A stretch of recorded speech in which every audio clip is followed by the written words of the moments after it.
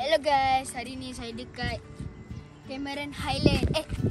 Genting Highland. Mari tengok indah guys. Saya baru sampai guys. Tempat apa? Ha? Tempat apa? Tempat yang sejuk. Ramai orang viral kat TikTok.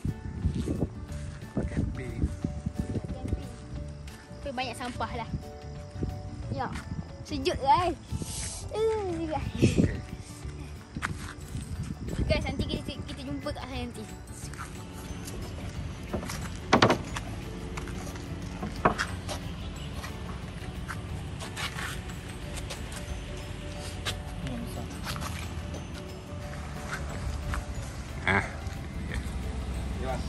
Terima kasih banyak.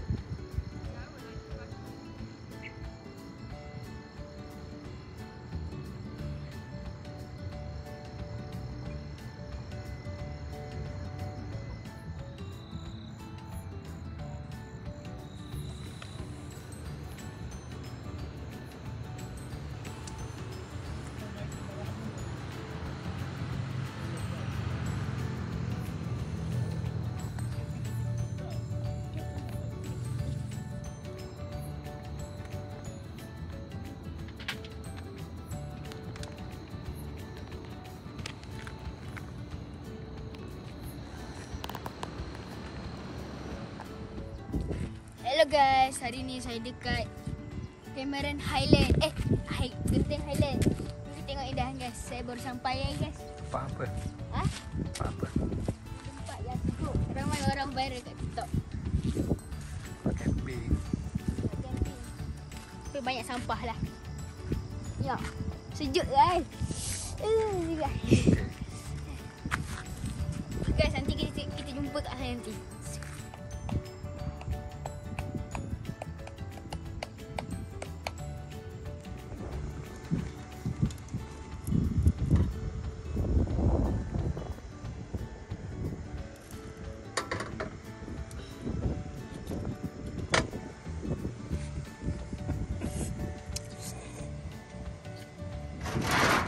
Jadi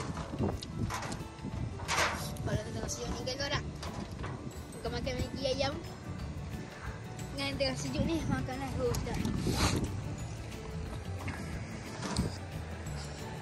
Hello guys, hari ni hari last dekat semalam kan saya tidur kan. Kau nampak kan tidur kat dalam kita. Sejuk korang, saya belum basah. Lepas tu hari ni saya last balik. Hari ni saya dekat Genting. Jadi saya nak balik lah. Kalau korang nak pergi, boleh je pergi. Tapi camping lah. Tapi banyak sampah lah. Sikit. Nampak tak? Ha? Kau nampak tak kabus? Tak nampak matahari naik. Dah, okay. Okay, best camping? Ha? Best tak camping? Best. Jumpa lagi. Jumpa lagi. Jangan lupa Jangan lupa subscribe. Klik kuning. like, comment and share. Subscribe. Subscribe. Okay.